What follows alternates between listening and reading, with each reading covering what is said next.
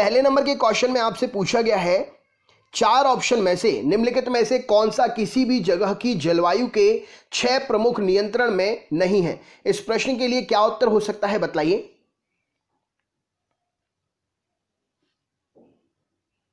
चलिए देखते हैं। तो यहां पर सही उत्तर क्या हो जाएगा, निम्नलिखित में से कौन सा किसी भी जगह की 6 प्रमुख नियंत्रण जलवायु में से नहीं है। तो यहां पर सही उत्तर हो जाएगा मानव प्रभाव। ऑप्शन नंबर बी इस प्रश्न के लिए सही उत्तर हो जाएगा। नेक्स्ट क्वेश्चन देखते हैं क्या पूछा गया है, ये रहा स्क्रीन पर। निम्नलिखित में से कौन सा सबसे सूखा स्थान है बतलाइए।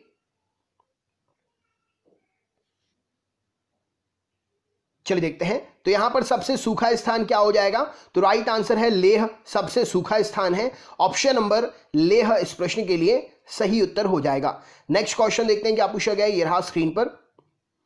उत्तर पूर्वी मानसून से सबसे अधिक वर्षा प्राप्त करने वाला राज्य इनमें से कौन सा है बतलाइए।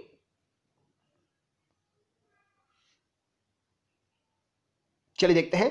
तो उत्तर पूर्वी मानसून से सबसे अधिक वर्षा प्राप्त करने वाला राज्य तमिलनाडु है। ऑप्शन नंबर सी इस प्रश्न के लिए सही उत्तर हो जाएगा। नेक्स्ट क्वेश्चन देखते हैं क्या पूछा गया है, ये रहा स्क्रीन पर। भारत की सर्वाधिक वर्षा मुख्यतः किस प्रकार से प्राप्त होती है बतलाइए।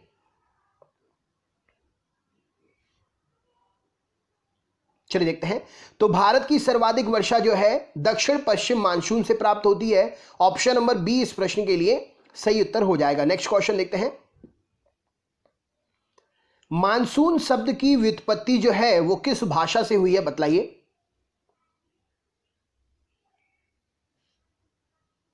चलिए देखते हैं। तो मानसून शब्द की उत्पत्ति जो है अरबी भाषा के शब्द से हुई है। ऑप्शन नंबर ए इस प्रश्न के लिए सही उत्तर हो जाएगा। नेक्स्ट क्वेश्चन देखते हैं। निम्न में से किस राज्य में प्रत्यावर्ती मानसून से अधिक प्रभाव होता है, यानी कि लौटते हुए मानसून का प्रभाव होता है बतलाइए, कौन सा राज्य है वह।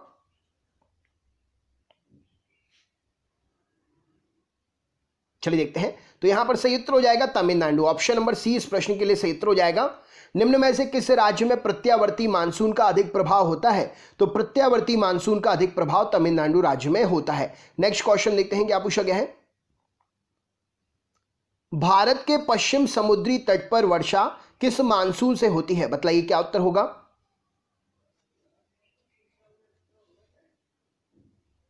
चलिए देखते हैं। तो भारत के पश्चिमी समुद्री तट पर जो वर्षा है वो दक्षिण पश्चिम मानसून से होती है। ऑप्शन नंबर डी इस प्रश्न के लिए सही उत्तर हो जाएगा। नेक्स्ट क्वेश्चन देखते हैं क्या पूछा गया है। भारत के किस राज्य में जाड़े के मौसम में वर्षा होती है बतलाइए।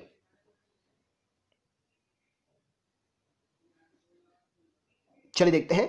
तो भारत के राज्य तमिलनाडु में ऑप्शन नंबर बी इस प्रश्न के लिए सही उत्तर हो जाएगा। जाड़े के मौसम में वर्षा होती है। नेक्स्ट क्वेश्चन देखते हैं क्या पूछा गया है, ये रहा स्क्रीन पर अगला प्रश्न। भारत के पश्चिमी तटों में ग्रीष्म में अति उच्च वर्षा मुख्यतः किसके कारण होती है बतलाइए।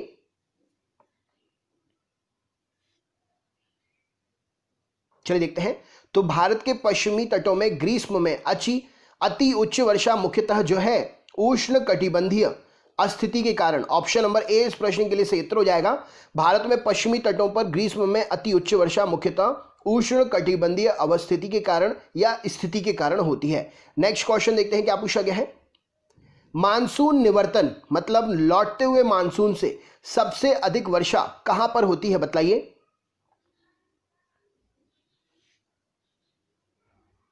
चलिए देखते हैं। तो लौटते हुए मानसून से सबसे अधिक वर्षा चेन्नई में होती है। ऑप्शन नंबर सी इस प्रश्न के लिए सही उत्तर हो जाएगा। नेक्स्ट क्वेश्चन देखते हैं क्या पूछा गया है। चेन्नई में जाड़ों में वर्षा होती है किस कारण से बतलाइए, क्या उत्तर होगा।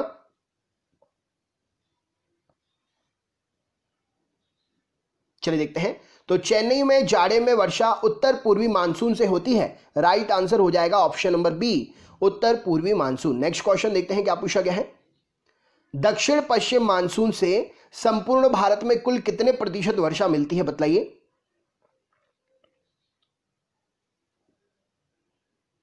चलिए देखते हैं। तो दक्षिण पश्चिम मानसून से संपूर्ण भारत में जो है लगभग 75% वर्षा मिलती है। ऑप्शन नंबर बी इस प्रश्न के लिए सही उत्तर हो जाएगा। नेक्स्ट क्वेश्चन देखते हैं क्या पूछा गया है। भारत में वर्षा का आधिक्य होते हुए भी भारत देश जो है प्यासी धरती समझा जाता है, इसका कारण क्या है बताइए।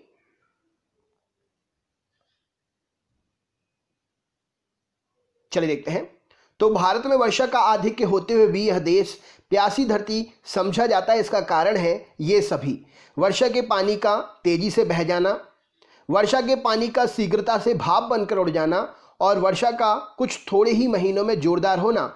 ये सभी कारण जो है वर्षा का आधिक्य होते हुए भी देश को प्यासी धरती समझने के कारण है। नेक्स्ट क्वेश्चन देखते हैं क्या पूछा गया है, ये रहा स्क्रीन पर। भारत में सबसे कम वर्षा का क्षेत्र इनमें से कौन सा है बताइए।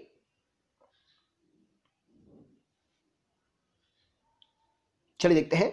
तो भारत में सबसे कम वर्षा का क्षेत्र जो है यह है कच्छ से लेकर पंजाब हरियाणा तक वाला क्षेत्र। ऑप्शन नंबर ए इस प्रश्न के लिए सही उत्तर हो जाएगा। नेक्स्ट क्वेश्चन देखते हैं क्या पूछा गया है, यह रहा स्क्रीन पर अगला प्रश्न। आम्र वर्षा आपसे पूछा गया क्वेश्चन में, आम्र वर्षा क्या है बतलाइए।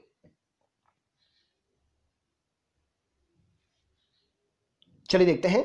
तो आम्र वर्षा क्या है, तो आम्र वर्षा है बिहार और बंगाल में मार्च एवं अप्रैल में होने वाली वर्षा आम्र वर्षा कहलाती है। ऑप्शन नंबर सी इस प्रश्न के लिए सही उत्तर हो जाएगा। नेक्स्ट क्वेश्चन देखते हैं क्या पूछा गया है। अगला प्रश्न है, निम्न में से भारत के किन क्षेत्रों में 200 मिलीमीटर वर्षा होती है, क्या उत्तर हो सकता है बतलाइए।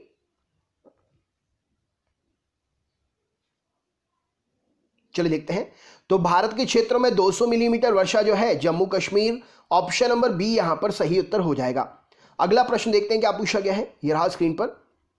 भारत के उत्तरी मैदानों में शीतकाल में वर्षा होती है, किस कारण से बतलाइए।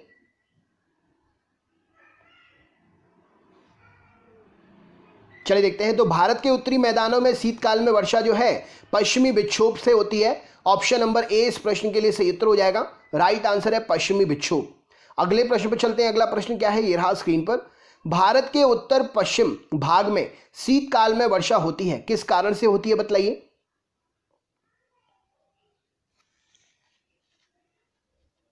चलिए देखते हैं।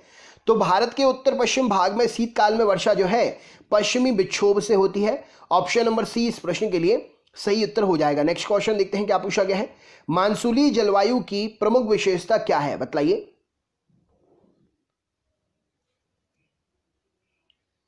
चलिए देखते हैं। तो मानसूनी जलवायु की प्रमुख विशेषता क्या होती है, वायु की दिशा में मौसमी परिवर्तन। ऑप्शन नंबर डी इस प्रश्न के लिए सही उत्तर हो जाएगा। वायु की दिशा में मौसमी परिवर्तन मानसून जलवायु की प्रमुख विशेषता है। नेक्स्ट क्वेश्चन देखते हैं क्या पूछा गया है। भारत में वर्षा का औसत प्रतिशत क्या है बतलाइए। चलिए देखते हैं। तो भारत में वर्षा का औसत प्रतिशत जो है 118 सेंटीमीटर है। ऑप्शन नंबर बी इस प्रश्न के लिए सही उत्तर हो जाएगा। नेक्स्ट क्वेश्चन देखते हैं क्या पूछा गया है। पुणे में मुंबई से कम वर्षा होती है, इसका कारण क्या है बतलाइए।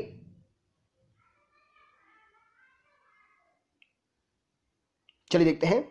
तो पुणे में मुंबई से कम वर्षा होती है, कारण यह है क्योंकि यह वृष्टि छाया प्रदेश में पड़ता है। राइट आंसर हो जाएगा।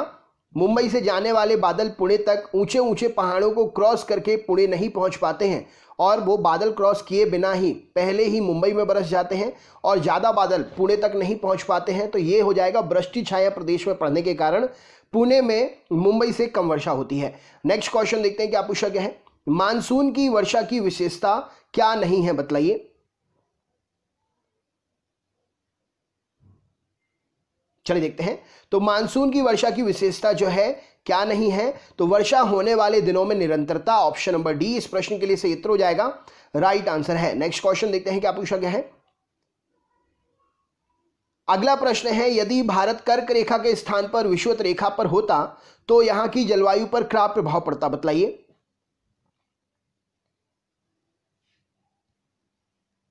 चलिए देखते हैं। तो यदि भारत में कर्क रेखा के स्थान पर विषुवत रेखा होती तो भारत की जलवायु पर यह प्रभाव पड़ता कि यहां पर अधिक ताप होता और वर्षा भी अधिक होती।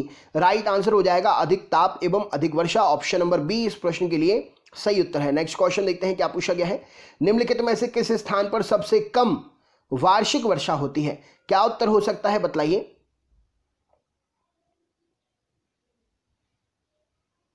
चलिए देखते हैं, तो कौन से स्थान पर सबसे कम वार्षिक वर्षा होती है? तो लेह में। ऑप्शन नंबर डी इस प्रश्न के लिए सही उत्तर हो जाएगा। लेह स्थान पर सबसे कम वार्षिक वर्षा होती है। अगला प्रश्न देखते हैं क्या पूछा गया है। जम्मू कश्मीर में होने वाली शीतकालीन वर्षा का कारण इनमें से क्या है, बतलाइए।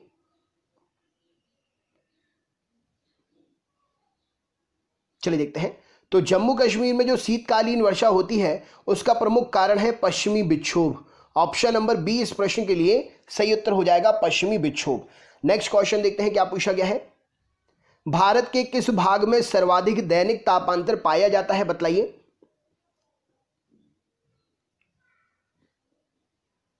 चलिए देखते हैं, तो भारत के किस भाग में सर्वाधिक दैनिक तापांतर पाया जाता है? तो यह है राजस्थान का मरुस्थलीय क्षेत्र। ऑप्शन नंबर डी इस प्रश्न के लिए सही उत्तर हो जाएगा। राजस्थान के मरुस्थलीय क्षेत्र में भारत में सबसे ज्यादा दैनिक तापांतर पाया जाता है। नेक्स्ट क्वेश्चन देखते हैं, दिल्ली में अत्यधिक वार्षिक तापांतर का मुख्य कारण क्या है, बतलाइए।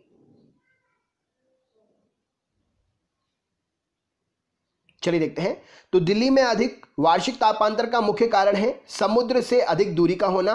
ऑप्शन नंबर डी इस प्रश्न के लिए सही उत्तर हो जाएगा, समुद्र से अधिक दूरी का होना राइट आंसर है। नेक्स्ट क्वेश्चन देखते हैं क्या पूछा गया है। अगला प्रश्न है, भारत में सबसे अधिक तथा सबसे कम वर्षा प्राप्त करने वाले दो राज्यों का सही क्रम निम्न में से कौन सा है, बतलाइए।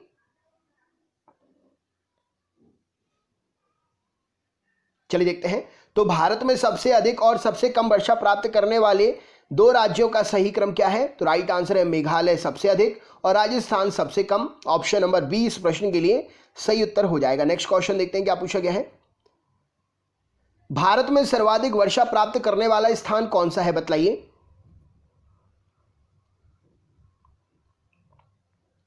चलिए देखते हैं, तो भारत में सर्वाधिक वर्षा प्राप्त करने वाला स्थान राइट आंसर है मौसिनराम। ऑप्शन नंबर सी इस प्रश्न के लिए सही उत्तर हो जाएगा।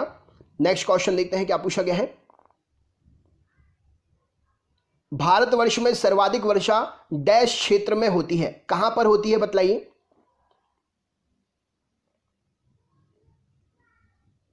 चलिए देखते हैं, तो भारतवर्ष में सर्वाधिक वर्षा जो है कहां पर होती है? तो यह पश्चिमी घाट, हिमालय क्षेत्र और मेघालय।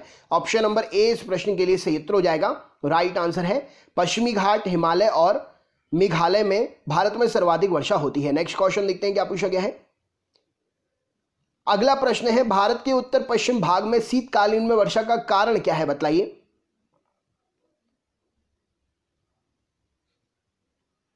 चलिए देखते हैं, तो भारत के उत्तर पश्चिम भाग में शीतकाल में वर्षा का कारण जो है पश्चिमी विक्षोभ। ऑप्शन नंबर सी इस प्रश्न के लिए सही उत्तर हो जाएगा। राइट आंसर है। नेक्स्ट क्वेश्चन देखते हैं क्या पूछा गया। अगला प्रश्न ये रहा स्क्रीन पर, भारत के कोरोमंडल तट पर सर्वाधिक वर्षा कब होती है, बतलाइए।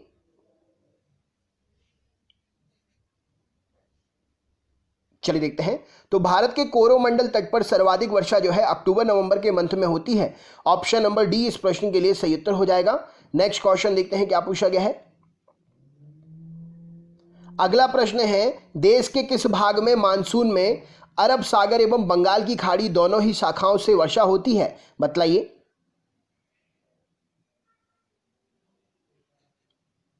चलिए देखते हैं, तो अरब सागर के मानसून और बंगाल की खाड़ी के मानसून दोनों ही शाखाओं से वर्षा होती है कहां पर? तो ये होती है पंजाब में। ऑप्शन नंबर सी इस प्रश्न के लिए सही उत्तर हो जाएगा। नेक्स्ट क्वेश्चन देखते हैं, दक्षिण पश्चिम मानसून निम्नलिखित में से किस प्रदेश में सर्वप्रथम प्रवेश करता है, बतलाइए।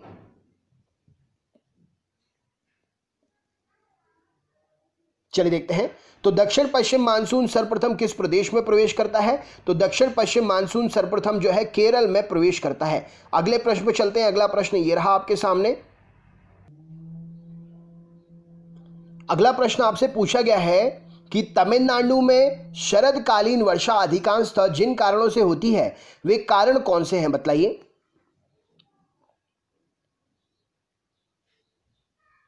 चलिए देखते हैं, तो तमिलनाडु में शरदकालीन अर्थात शीतकाल में वर्षा अधिकांशतः जिन कारण से होती है वह है उत्तर पश्चिम मानसून, माफ करिएगा उत्तर पूर्वी मानसून। ऑप्शन नंबर सी इस प्रश्न के लिए सही उत्तर हो जाएगा।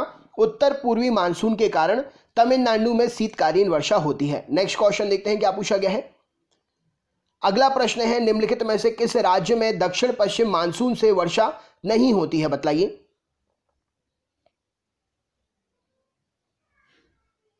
चलिए देखते हैं। तो दक्षिण पश्चिम मानसून से वर्षा किस राज्य में नहीं होती है? तो तमिलनाडु राज्य में दक्षिण पश्चिम मानसून से वर्षा नहीं होती है। ऑप्शन नंबर बी इस प्रश्न के लिए सही उत्तर हो जाएगा। नेक्स्ट क्वेश्चन देखते हैं क्या पूछा गया है। अमृतसर की अपेक्षा निम्न अक्षांश पर स्थित होने के बावजूद भी शिमला अधिक ठंडा है, कारण क्या है, बतलाइए।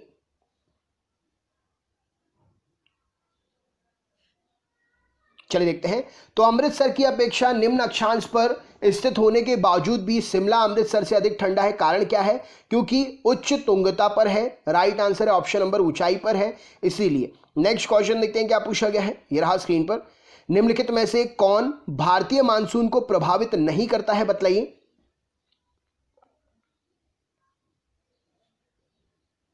चलिए देखते हैं। तो भारतीय मानसून को प्रभावित नहीं करता है गल्फ स्ट्रीम की धाराएं जो हैं। ऑप्शन नंबर सी इस प्रश्न के लिए सही उत्तर हो जाएगा। गल्फ स्ट्रीम भारतीय मानसून को प्रभावित नहीं करता है। बाकी तिब्बत का पठार, जेट स्ट्रीम, एल नीनो, इन सब का असर मानसून पर पड़ता है, भारत के मानसून पर। नेक्स्ट क्वेश्चन देखते हैं। अगला प्रश्न आपसे क्या पूछा गया है। भारतीय मानसून का वर्णन सबसे पहले किस अरब विद्वान द्वारा किया गया था, बतलाइए।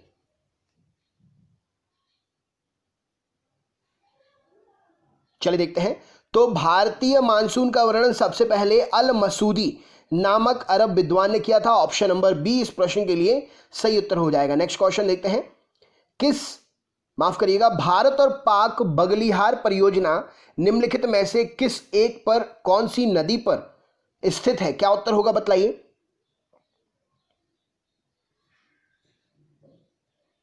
चलिए देखते हैं।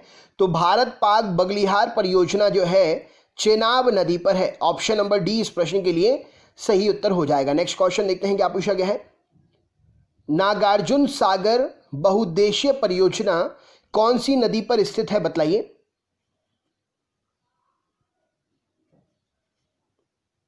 चलिए देखते हैं। तो नागार्जुन सागर बहुउद्देशीय परियोजना कृष्णा नदी पर है। ऑप्शन नंबर डी इस प्रश्न के लिए सही उत्तर हो जाएगा। नेक्स्ट क्वेश्चन देखते हैं। निम्नलिखित नदी घाटी परियोजनाओं में से किस एक का लाभ एक से अधिक राज्य को प्राप्त होता है, बतलाइए।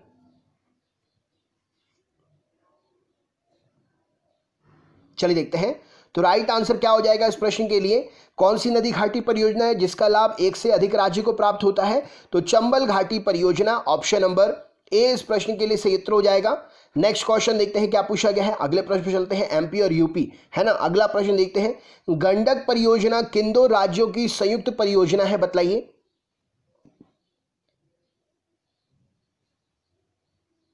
चलिए देखते हैं। तो गंडक परियोजना जो है बिहार और उत्तर प्रदेश की संयुक्त परियोजना है। ऑप्शन नंबर ए इस प्रश्न के लिए सही उत्तर हो जाएगा। अगले प्रश्न पर चलते हैं। अगला प्रश्न पूछा गया, दुलहस्ती पावर स्टेशन निम्न में से किस नदी पर आधारित है, बतलाइए। चलिए देखते हैं। तो दुलहस्ती पावर स्टेशन जो है चेनाब नदी पर आधारित है। ऑप्शन नंबर बी इस प्रश्न के लिए सही उत्तर हो जाएगा। अगले प्रश्न पर चलते हैं। अगला प्रश्न देखते हैं।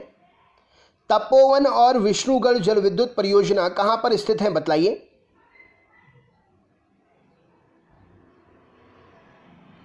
चलिए देखते हैं। तो तपोवन और विष्णुगढ़ जल विद्युत परियोजना जो है उत्तराखंड में स्थित है। ऑप्शन नंबर सी इस प्रश्न के लिए सही उत्तर हो जाएगा। नेक्स्ट क्वेश्चन देखते हैं क्या पूछा गया है। ओंकारेश्वर परियोजना निम्नलिखित नदियों में से किस एक पर संबंधित है या किस एक पर स्थित है, क्या उत्तर होगा, बताइए। चलिए देखते हैं। तो ओंकारेश्वर परियोजना नर्मदा नदी पर है। ऑप्शन नंबर बी इस प्रश्न के लिए सही उत्तर हो जाएगा। अगला प्रश्न देखते हैं क्या पूछा गया है। टिहरी पनबिजली कॉम्प्लेक्स किस नदी पर स्थित है, बतलाइए।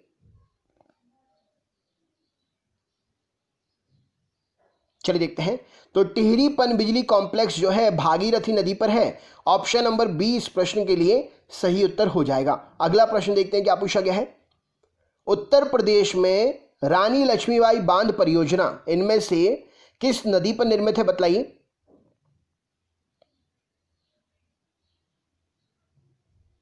चलिए देखते हैं। उत्तर प्रदेश में रानी लक्ष्मीबाई बांध परियोजना जो है बेतवा नदी पर है। ऑप्शन नंबर सी इस प्रश्न के लिए सही उत्तर हो जाएगा। अगला प्रश्न देखते हैं क्या पूछा गया है।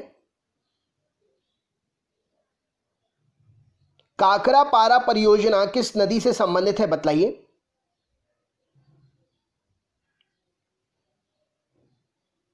चलिए देखते हैं। तो काकरा पारा परियोजना ताप्ती नदी से संबंधित है। ऑप्शन नंबर ए इस प्रश्न के लिए सही उत्तर हो जाएगा। अगला प्रश्न यह रहा आपके सामने, हिडकल परियोजना किस नदी पर स्थित है, बतलाइए।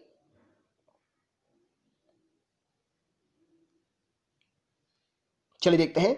तो हिडकल परियोजना घाट प्रभा नदी पर स्थित है। क्वेश्चन नंबर 1 है, हमारा सौरमंडल कौन सी आकाश गंगा में स्थित है, बतलाइए।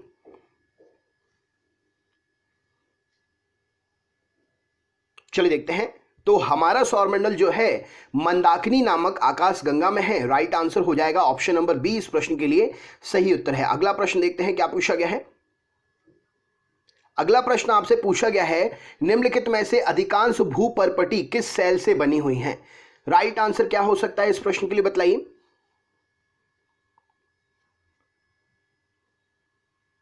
चलिए देखते हैं।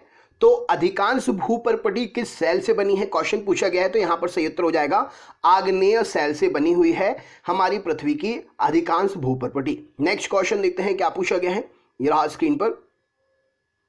अगला प्रश्न पूछा गया है, निम्नलिखित में से सर्वाधिक वार्षिक वर्षा कहां पर होती है, क्या उत्तर हो सकता है इस प्रश्न के लिए, बतलाइए।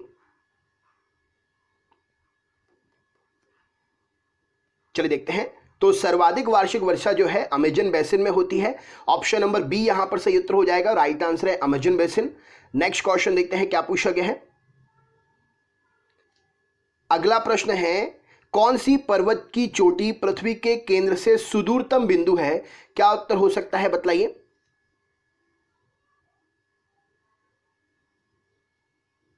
चलिए देखते हैं। तो क्वेश्चन पूछा गया है, कौन सी पर्वत की चोटी पृथ्वी के केंद्र से सुदूरतम बिंदु है। तो यहां पर सही उत्तर हो जाएगा माउंट चिम्बो राजो। ऑप्शन नंबर बी यहां पर सही उत्तर हो जाएगा। माउंट चिम्बो राजो पृथ्वी के केंद्र से सुदूरतम बिंदु पर स्थित है। नेक्स्ट क्वेश्चन देखते हैं क्या पूछा गया है, यह रहा स्क्रीन पर अगला प्रश्न। अगला प्रश्न है, निम्न में से अरावली पर्वत की सबसे ऊंची चोटी कौन सी है, क्या उत्तर हो सकता है, बतलाइए।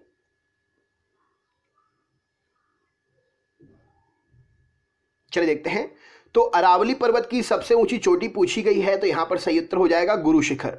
राइट आंसर हो जाएगा गुरु शिखर अरावली पर्वत की सबसे ऊंची चोटी है। नेक्स्ट क्वेश्चन देखते हैं क्या पूछा गया है, यह रहा स्क्रीन पर अगला प्रश्न। अगला प्रश्न आपसे पूछा गया है, निम्नलिखित में से किसको मानव भूगोल का पिता कहा जाता है, क्या उत्तर हो सकता है इस प्रश्न के लिए, बताइए।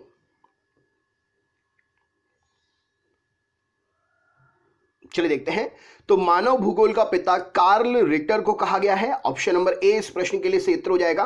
कार्ल रिटर को मानव भूगोल का पिता कहा गया है। अगला प्रश्न देखते हैं, निम्नलिखित में से ओजोन परत कहां पर स्थित है, क्या उत्तर हो सकता है इस प्रश्न के लिए, बताइए।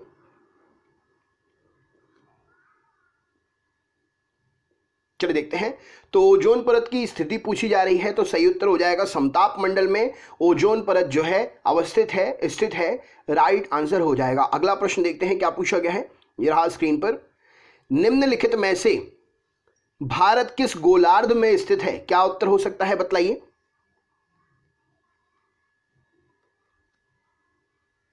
चलिए देखते हैं। तो भारत की स्थिति जो है उत्तर और पूर्वी गोलार्ध में है। ऑप्शन नंबर उत्तर और पूर्वी गोलार्ध इस प्रश्न के लिए सही उत्तर हो जाएगा। अगला प्रश्न देखते हैं। अगला प्रश्न पूछा गया, निम्न में से कौन सी नदी विषुवत रेखा को 2 बार काटती है, इन 4 ऑप्शन में से क्या उत्तर हो सकता है, बतलाइए।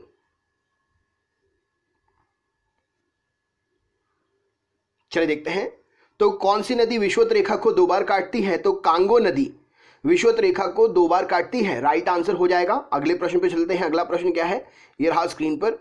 निम्नलिखित में से ग्रीनविच रेखा तथा विषुवत रेखा का प्रतिवेदन बिंदु कहां पर स्थित है, क्या उत्तर होगा इस प्रश्न के लिए, बताइए।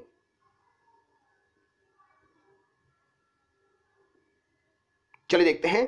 तो ग्रीनविच रेखा और विषुवत रेखा का प्रतिवेदन बिंदु जो है अटलांटिक महासागर में है। राइट आंसर हो जाएगा ऑप्शन नंबर बी इस प्रश्न के लिए सही उत्तर हो जाएगा, राइट आंसर है। नेक्स्ट क्वेश्चन देखते हैं क्या पूछा गया है। ये रहा स्क्रीन पर अगला प्रश्न। विश्व का सबसे बड़ा नदी द्वीप मांजुली का निर्माण करने वाली नदी कौन सी है? क्या उत्तर हो सकता है, बताइए।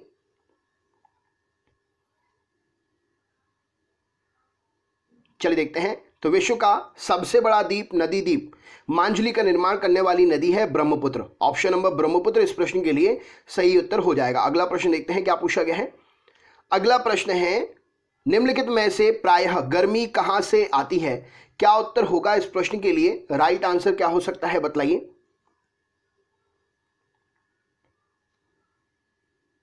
चलिए देखते हैं। तो गर्मी प्रायः पृथ्वी पर कैसे आती है? तो गर्मी जो आती है विकिरण के माध्यम से आती है पृथ्वी पर। राइट आंसर हो जाएगा विकिरण इस प्रश्न के लिए सही उत्तर है। नेक्स्ट क्वेश्चन देखते हैं क्या पूछा गया है। अगला प्रश्न है, निम्नलिखित में से भारत का सबसे ऊंचा जलप्रपात कौन सा है? क्या उत्तर हो सकता है, बताइए। चलिए देखते हैं। तो भारत का सबसे ऊंचा जलप्रपात यहां पर जो गरसोप्पा जलप्रपात शरावती नदी पर कर्नाटक में है। राइट आंसर हो जाएगा ऑप्शन नंबर बी इस प्रश्न के लिए सही उत्तर हो जाएगा। अगला प्रश्न देखते हैं क्या पूछा गया है। ये रहा स्क्रीन पर।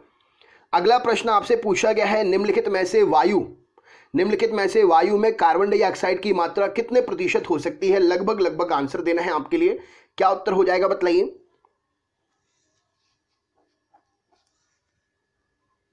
चलिए देखते हैं। तो निम्नलिखित में से वायु में कार्बन डाइऑक्साइड की मात्रा जो है 0.03% होगी। ऑप्शन नंबर बी यहां पर सही उत्तर हो जाएगा। अगले प्रश्न पर चलते हैं। अगला प्रश्न क्या पूछा गया है, ये रहा स्क्रीन पर।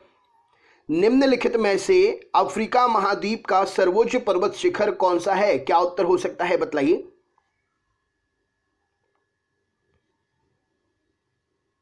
चलिए देखते हैं। तो अफ्रीका महाद्वीप का सर्वोच्च पर्वत शिखर जो है माउंट किलीमंजारो है। राइट आंसर हो जाएगा ऑप्शन नंबर माउंट किलीमंजारो इस प्रश्न के लिए सही उत्तर हो जाएगा। अगला प्रश्न देखते हैं क्या पूछा गया है। क्वेश्चन आपसे अगला पूछा गया है, निम्न में से कौन सा महासागर हैरिंग पॉन्ड के नाम से जाना जाता है? क्या उत्तर हो सकता है इस प्रश्न के लिए, बताइए।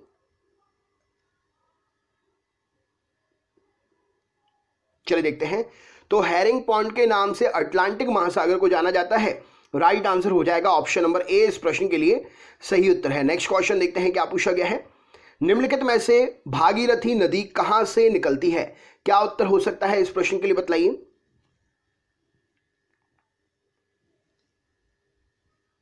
चलिए देखते हैं यहां पर सही उत्तर क्या हो जाएगा। तो भागीरथी नदी के निकलने के बारे में गौमुख इस प्रश्न के लिए सही उत्तर हो जाएगा। ऑप्शन नंबर भागीरथी नदी जो है गौमुख से निकलती है। अगले प्रश्न पे चलते हैं। अगला प्रश्न क्या पूछा गया है। निम्नलिखित में से सुंदरवन के जंगल को क्या कहा जाता है, बताइए। चलिए देखते हैं। तो सुंदरवन के जंगल को मैंग्रोव वन के नाम से भी जाना जाता है। ऑप्शन नंबर बी इस प्रश्न के लिए सही उत्तर हो जाएगा। नेक्स्ट क्वेश्चन देखते हैं क्या पूछा गया है। अगला प्रश्न है, निम्नलिखित में से दुनिया की सबसे बड़ा डेल्टा कौन सा है? दुनिया का सबसे बड़ा डेल्टा इनमें से कौन सा है, बताइए।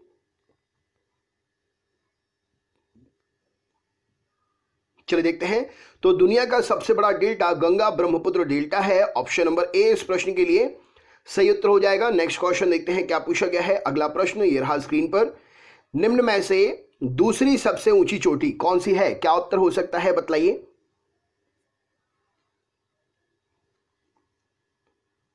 चलिए देखते हैं। तो माउंट केटू ऑप्शन नंबर सी इस प्रश्न के लिए सही उत्तर हो जाएगा।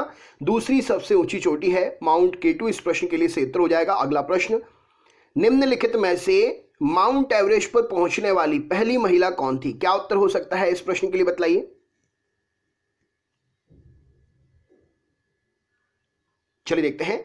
तो माउंट एवरेस्ट पर पहुंचने वाली पहली महिला जुंको तबई थी। ऑप्शन नंबर बी इस प्रश्न के लिए सही उत्तर हो जाएगा। जुंको तबई इस प्रश्न का राइट आंसर है। नेक्स्ट क्वेश्चन देखते हैं क्या पूछा गया है। यह रहा स्क्रीन पर। अगला प्रश्न आपसे पूछा गया है, निम्नलिखित में से भारत के स्थलाकृत नक्शे को कौन बनाता है? क्या उत्तर हो सकता है इस प्रश्न के लिए, बताइए।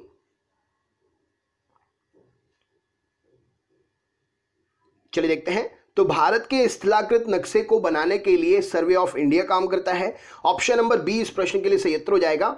सर्वे ऑफ इंडिया इस प्रश्न का सही उत्तर हो जाएगा। अगला प्रश्न देखते हैं क्या पूछा गया है। ज्वालामुखी रिंग ऑफ फायर किस महासागर से संबंधित है? क्या उत्तर हो सकता है इस प्रश्न के लिए बताइए।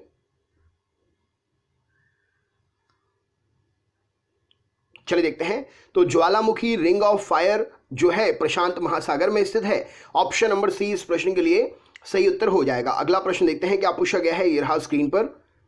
किस तारीख को उत्तरी गोलार्ध में सबसे छोटा दिन होता है? क्या उत्तर हो सकता है बताइए।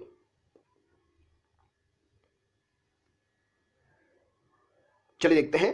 तो उत्तरी गोलार्ध में सबसे छोटा दिन 22 दिसंबर को होता है। ऑप्शन नंबर डी इस प्रश्न के लिए सही उत्तर हो जाएगा। नेक्स्ट क्वेश्चन देखते हैं। अंडमान एवं निकोबार द्वीप समूह में सबसे अधिक ऊंचाई वाली चोटी कौन सी है? क्या उत्तर हो जाएगा इस प्रश्न के लिए बताइए।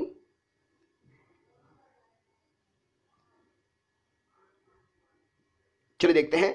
तो अंडमान निकोबार द्वीप समूह में सबसे अधिक ऊंचाई वाली चोटी है सैडल पीक।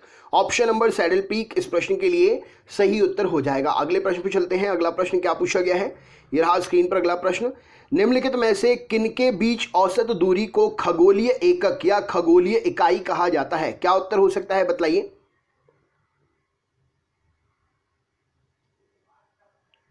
चलिए देखते हैं। तो खगोलीय इकाई सूर्य और पृथ्वी के बीच की दूरी होती है। ऑप्शन नंबर डी इस प्रश्न के लिए सही उत्तर हो जाएगा।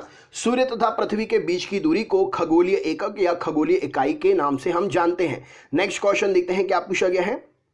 भारत का वह राज्य जिससे होकर कर्क रेखा गुजरती है, इन 4 ऑप्शन में से वह कौन सा है बताइए।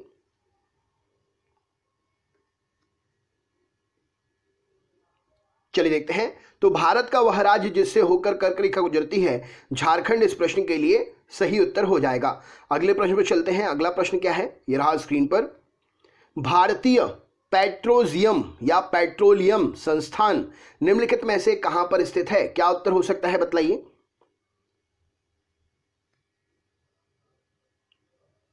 चलिए देखते हैं। तो भारतीय पेट्रोलियम या पेट्रोलियम संस्थान देहरादून में स्थित है। राइट आंसर हो जाएगा देहरादून इस प्रश्न के लिए सही उत्तर है। नेक्स्ट क्वेश्चन देखते हैं क्या पूछा गया है, यह रहा स्क्रीन पर अगला प्रश्न। भारत का दक्षिणतम स्थान इंदिरा पॉइंट निम्न में से कहां पर स्थित है? क्या उत्तर हो सकता है इस प्रश्न के लिए बताइए।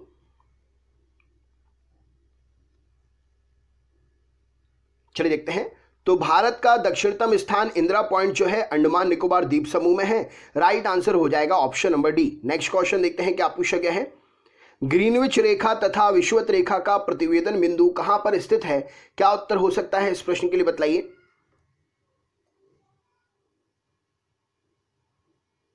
चलिए देखते हैं। तो ग्रीनविच रेखा और विषुवत रेखा का प्रतिवेदन बिंदु अटलांटिक महासागर में है। ऑप्शन नंबर बी यहां पर सही उत्तर हो जाएगा। नेक्स्ट क्वेश्चन देखते हैं क्या पूछा गया है।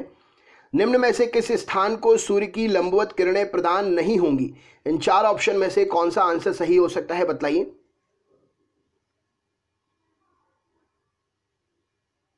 चलिए देखते हैं। तो यहां पर श्रीनगर में राइट आंसर क्या हो जाएगा। श्रीनगर में जो है सूर्य की लंबवत किरणें प्रदान नहीं होगी या नहीं आ पाएंगी। ऑप्शन नंबर ए इस प्रश्न के लिए सही उत्तर हो जाएगा, इसीलिए वह अधिक ठंडा स्थान है बाकी की अपेक्षा। अगला प्रश्न देखते हैं क्या पूछा गया है। निम्नलिखित में से मृत सागर किस देश में स्थित है? क्या उत्तर हो सकता है बताइए। चलिए देखते हैं। तो मृत सागर जो है इजराइल में है। ऑप्शन नंबर ए इस प्रश्न के लिए सही उत्तर हो जाएगा, राइट आंसर है। नेक्स्ट क्वेश्चन देखते हैं क्या पूछा गया है, यह रहा स्क्रीन पर अगला प्रश्न। अगला प्रश्न पूछा गया है आपसे, भारत में ग्रीष्मकालीन मानसून किस स्थानों पर बारिश लाता है? क्या उत्तर होगा बताइए।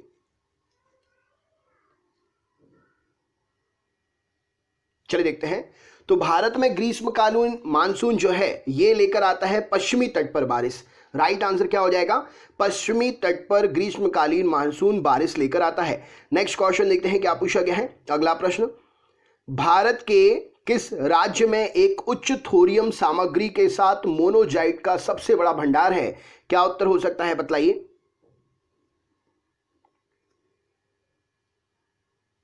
चलिए देखते हैं। तो मोनोजाइट का भंडार जो है भारत के केरल राज्य में है। राइट आंसर हो जाएगा। नेक्स्ट क्वेश्चन देखते हैं क्या पूछा गया है। अगला प्रश्न ये रहा स्क्रीन पर, संसार का सबसे सर्वाधिक सक्रिय ज्वालामुखी इन 4 ऑप्शन में से कौन सा है बताइए। क्या उत्तर हो सकता है।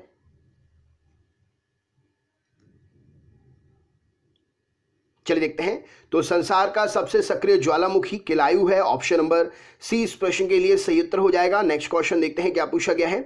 कौन सा राज्य हाथी दांत और चंदन की नक्काशियों के लिए जाना जाता है? क्या उत्तर हो सकता है, बतलाइए।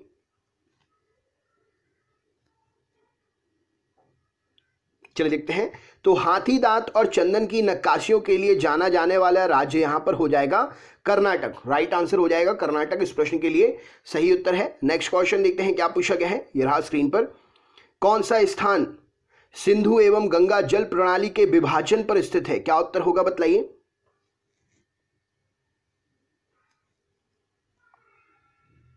चलिए देखते हैं। तो यहां पर सही उत्तर क्या हो जाएगा, अंबाला। ऑप्शन नंबर सी इस प्रश्न के लिए सही उत्तर हो जाएगा। अगले प्रश्न पर चलते हैं। अगला प्रश्न क्या पूछा गया है। इनमें से पृथ्वी का निकटतम तारा कौन सा है? क्या उत्तर हो सकता है, बतलाइए।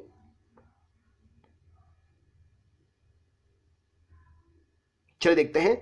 तो इनमें से पृथ्वी का निकटतम तारा है जो है प्रैक्सिमा सेंचुरी है या प्रैक्सिमा सेंटुरी, इस प्रश्न के लिए सही उत्तर हो जाएगा। अगला प्रश्न देखते हैं क्या पूछा गया है। केरल तट पर पाई जाने वाली मोनोजाइट रेत जिसका परमाणु ऊर्जा के उत्पादन के लिए उपयोग किया जाता है उसमें क्या होता है? राइट आंसर क्या हो जाएगा, इस प्रश्न के लिए बतलाइए। चलिए देखते हैं। तो यहां पर सही उत्तर हो जाएगा उसमें होता है यूरेनियम। ऑप्शन नंबर सी इस प्रश्न के लिए सही उत्तर हो जाएगा। अगले प्रश्न पर चलते हैं। अगला प्रश्न ये रहा स्क्रीन पर आपके सामने। भारत में स्थापित पहला राष्ट्रीय उद्यान कौन सा है, बतलाइए।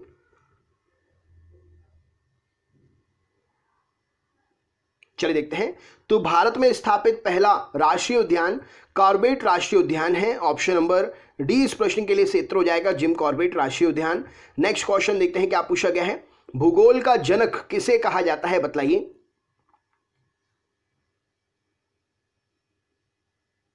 चलिए देखते हैं।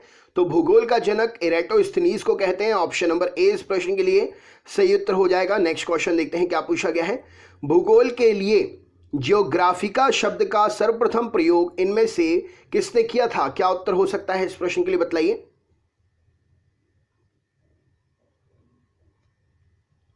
चलिए देखते हैं। तो भूगोल के लिए जियोग्राफिका शब्द का सर्वप्रथम प्रयोग जो है यह भी इरेटोस्थनीज ने किया था। राइट आंसर हो जाएगा ऑप्शन नंबर डी इस प्रश्न के लिए सही उत्तर है। नेक्स्ट क्वेश्चन देखते हैं क्या पूछा गया है। ये रहा स्क्रीन पर। मानव भूगोल का पिता निम्नलिखित में से किसको कहा जाता है? क्या उत्तर हो सकता है, इस प्रश्न के लिए बतलाइए।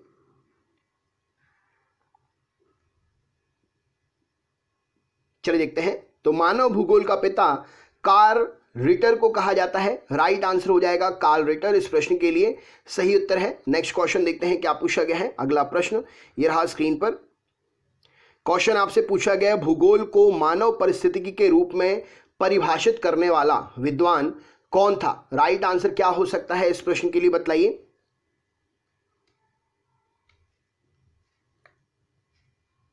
चलिए देखते हैं। तो भूगोल के लिए मानव परिस्थितिकी के रूप में परिभाषित करने वाला विद्वान H Barrows. Option number C यहां पर सही उत्तर हो जाएगा, एच बैरोज थे। नेक्स्ट क्वेश्चन देखते हैं क्या पूछा गया है। भू आकृतिक विज्ञान का जन्मदाता किसे माना जाता है, बतलाइए।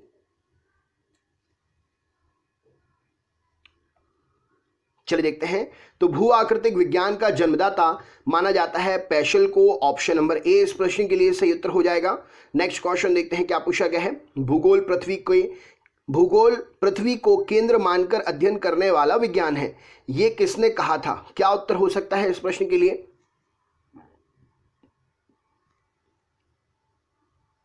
चलिए देखते हैं। तो भूगोल पृथ्वी को केंद्र मानकर अध्ययन करने वाला विज्ञान है, यह वॉरेनियस नाम के वैज्ञानिक ने कहा था। ऑप्शन नंबर ए इस प्रश्न के लिए सही उत्तर हो जाएगा। Next question. सौरमंडल के बारे में विश्व के समक्ष जानकारी प्रस्तुत करने का श्रेय किस विद्वान को जाता है? क्या उत्तर होगा, बतलाइए।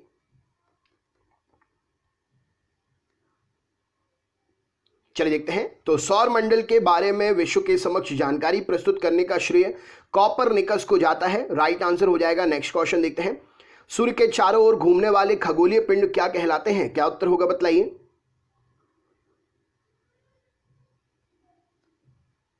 चलिए देखते हैं। तो सूर्य के चारों ओर घूमने वाले ग्रह कहलाते हैं। राइट आंसर हो जाएगा ग्रह कहलाते हैं। नेक्स्ट क्वेश्चन देखते हैं। भूगोल भूतल का अध्ययन है, ऐसा किसने कहा था? क्या उत्तर होगा, बतलाइए।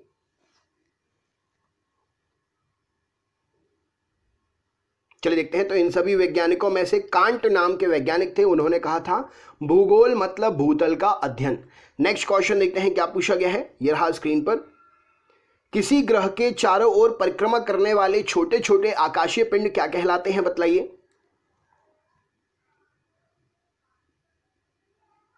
चलिए देखते हैं। तो किसी भी ग्रह के चारों ओर परिक्रमा करने वाले छोटे छोटे आकाशीय पिंड उपग्रह कहलाते हैं। ऑप्शन नंबर सी इस प्रश्न के लिए सही उत्तर हो जाएगा। तो